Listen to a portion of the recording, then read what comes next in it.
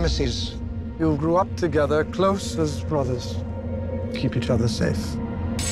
Always. You know something's wrong. You've always felt it. Your parents never told you the truth. What truth? The year of your birth, there was a prophecy that our leader would be born to liberate us. That leader is you, Moses. After 400 years of slavery, things here have become much worse. As your brother, you must set them free. Is that a threat? Yes! I want Moses and his family dead. What is the most important thing in your life? You are. And when will you leave me? Never. Let's just see who's more effective at killing. You. Or me.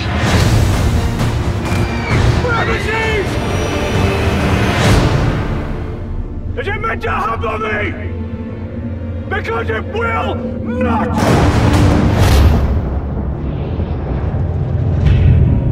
I came to tell you something is coming that is far beyond you and I. This is about Egypt's survival, do you understand? Who has been telling you this?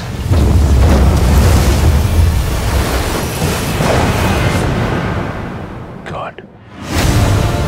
I am a god. I am a god! Follow me and you will be free! We're going to recapture 400,000 slaves. We're not recapturing anyone. There is a sea ahead and an army behind! Ready yourselves!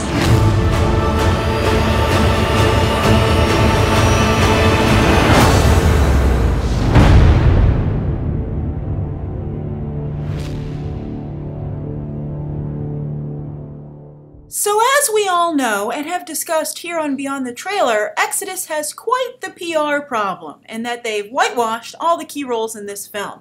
And it's something that I think they obviously didn't expect to be a problem for the film, but has turned out to be a big problem for it. Joel Edgerton, who's playing Ramesses here, has even addressed it, saying, well, what do you want me to do? Turn down a Ridley Scott movie?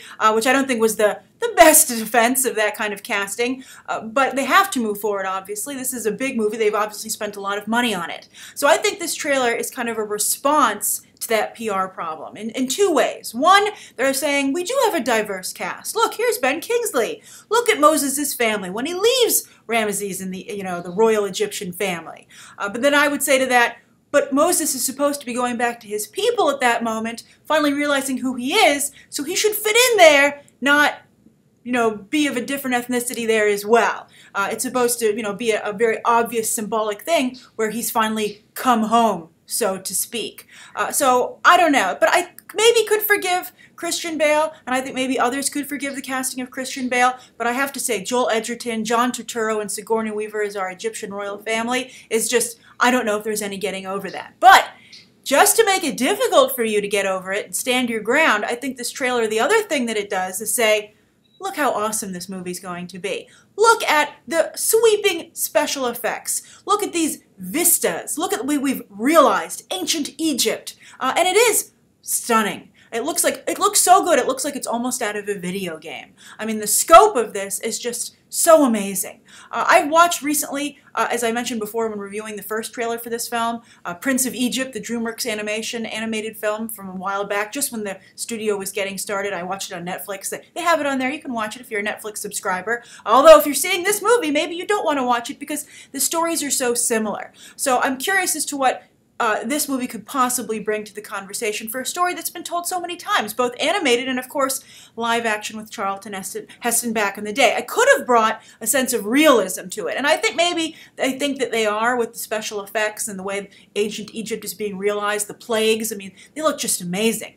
The big battle at the end, racing through the Red Sea. I mean, that's just stunning work on Ridley Scott's behalf. I wish his casting director had done his stunning work, because I think that's where this movie could have stood out. It could have been, realistic in every regard, and also casting who would actually be what these actual characters or real life figures, depending on your beliefs, would look like. So I'm really torn, actually. I really want to stand my ground, but it just looks like such an amazing movie. I'm not quite sure what to do. I mean, this is a very effective trailer in enticing you to come anyway and see the film. Especially, it's going to be in 3D. So everything you just saw, with you in it. I mean, I think that's great. And I guess it's even more frustrating that, as some of you have said, that actors of color haven't been invited to participate in a meaningful way in something this fantastic and wonderful.